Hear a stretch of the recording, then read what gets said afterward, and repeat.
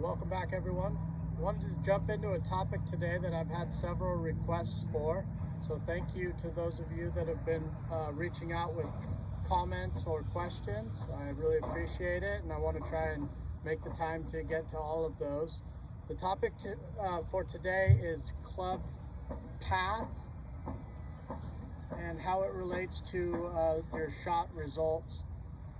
So when we're talking about club path, what we're talking about is what the club head is doing as it's moving its way into impact. So I have a alignment stick here going towards our target.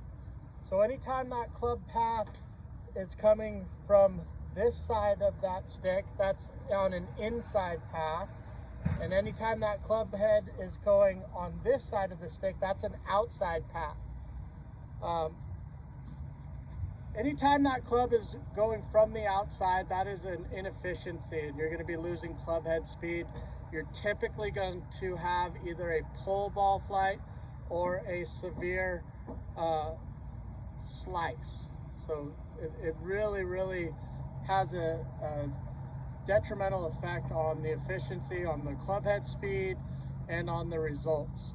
So having a slightly inside club path is going to be preferred over an outside in club path. That being said, there is a range there.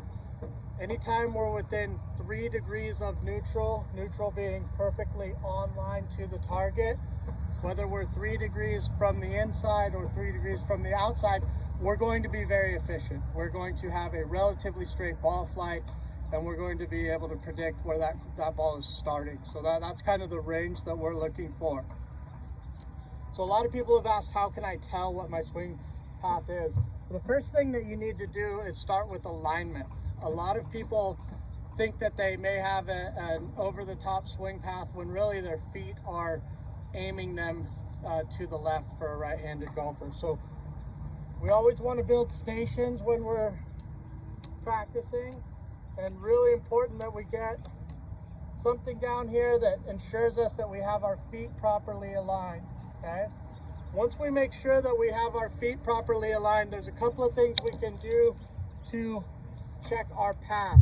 The easiest thing to do is to take your towel that you have either in your golf cart or on your bag. And if you notice that your divots are consistently pointing to one side of your target, you're going to take that information and try and work on it. So for a right-handed golfer, if I have a divot that is consistently going to the left of my target, that's a good indication that I have an outside-in path. So we're going to take that towel there and we're going to stick it slightly behind the ball, maybe an inch or two, and with just enough room to pass the toe of the club through without hitting it. So if I initially on my takeaway take the club out, I'm going to brush that. But really what we're looking for here is on the downswing, am I able to make that swing without hitting that towel? Okay.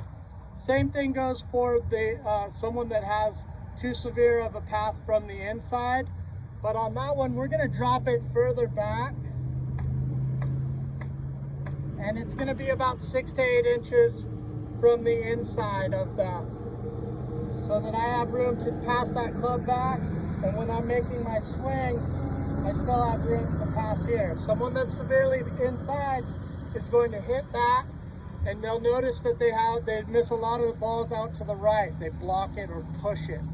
So those are a couple of key ways to figure out whether your path is neutral, and use these towels, or you can use head covers, or even a big empty cardboard box to help you really work on your path.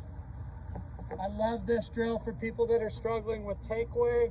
Sometimes that path, either outside or inside, is dictated right on the takeaway. So if we get somebody set up here so that we're forcing them to take that club back neutral right off the bat, we can get some pretty good results.